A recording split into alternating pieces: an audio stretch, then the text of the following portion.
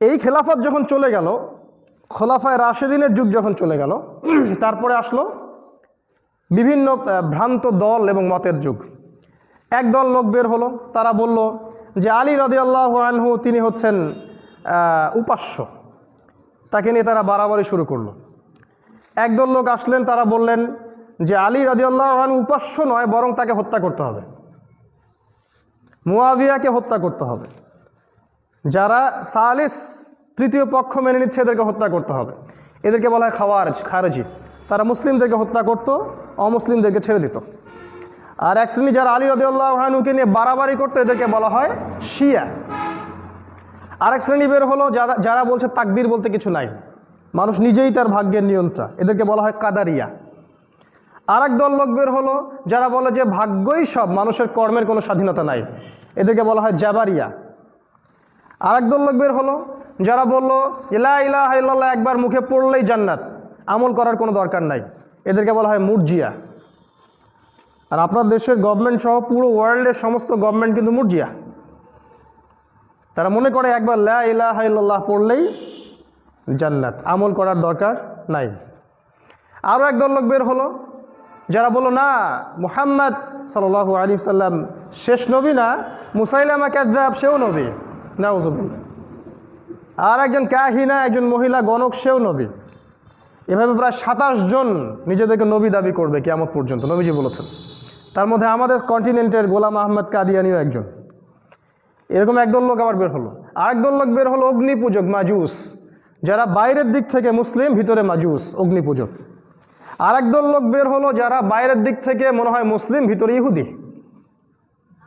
আব্দুল্লাহ বিন সাবা এর অনুসারী। এভাবে বিভিন্ন দল উপদল বের হতে লাগলো।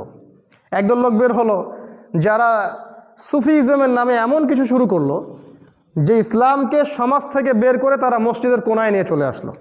সারাদিন মসজিদে বসবেন আর তাসবিহ টিপবেন, বাইরে ইসলামের অন্য কোনো হেদায়েত নাই। আরও একদল লোক বের হলো, তারা মনে করলো না, ইসলাম এভাবেই যাবে, আমাদেরকে বড় বড় শক্তিদের সাথে আপোষ করে নিতে হবে। এখন আর জিহাদের কনসেপ্ট নাই, এখন সবাই মিউচুয়াল আন্ডারস্ট্যান্ডিং দিয়ে ইসলাম কায়েম করবে। বিভিন্ন চিন্তা চেতনার দর্শন বের হলো, প্রায় শতাধিক। এগুলো নিয়ে আমরা প্রায় 5 বছর পড়েছি আর কি, এটা বলতে গেলে সময় শেষ হয়ে যাবে। এরকম বিভিন্ন উপদলে মানুষ বিভক্ত হয়ে গেল। আস্তে আস্তে আমাদের শক্তি কমতে থাকলো। উলামায়ে কেরামদের মধ্যে একদল সমাজ সংস্কারের চেষ্টা করতে থাকলেন, তাদেরকে জেল ছুলি ফাঁসি দিয়ে হত্যা করা হলো। আর এক দল এই ফিতনা থেকে বের হয়ে চলে গেলেন, এই ফিতনার মধ্যেই থাকবো না, আমরা ফিতনা থেকে ডিসকানেক্টেড হয়ে যাব। তারাও একটা ভালো পদক্ষেপই নিয়েছিলেন, কারণ না হলে ওই সব আলেমদেরকে আমরা পেতাম না। একদল আলেম ওলামা বের হয়ে আসলেন, তারা কোরআন এবং হাদিসের মৌলিক বিষয়গুলো মানুষের কাছে প্রচার করতে লাগলেন। একদল ফকিহ বের হলেন, যারা বিভিন্ন মাযহাবের বড় বড় ইমাম হলেন এবং লোকজন তাদেরকে অনুসরণ করতে শুরু করলো। এভাবে সময় চলতে থাকলো।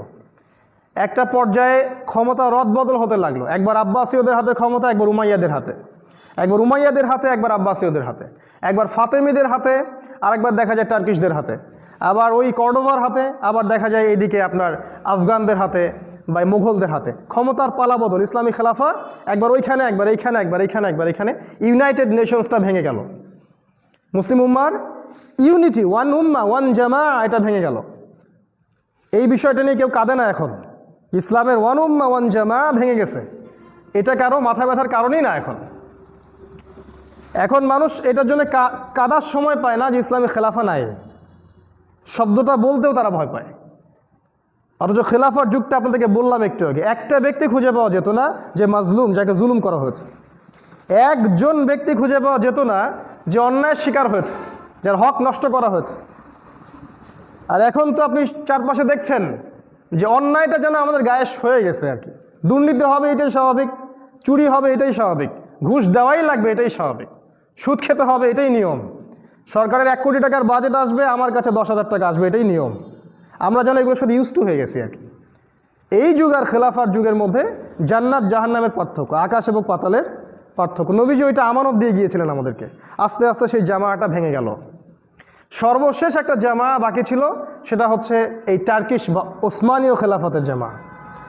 আপনারা হয়তো আর্তুগরুল দেখেছেন, অনেকে ইউটিউবে দেখেছেন হয়তো। তার ছেলে উসমান, তাদের হাত ধরে অটোমান এম্পায়ার আস্তে আস্তে এক্সপ্যান্ড করতে লাগলো এবং প্রায় বেশ কয়েক শতাব্দী তারা ইসলামী খেলাফাটাকে ধরে রেখেছিল। আমরা বলছি না তারা 100% পারফেক্ট ছিল, কিন্তু অ্যাটলিস্ট ইসলামের একটা শেল, খেলাফার একটা শেল বাকি ছিল।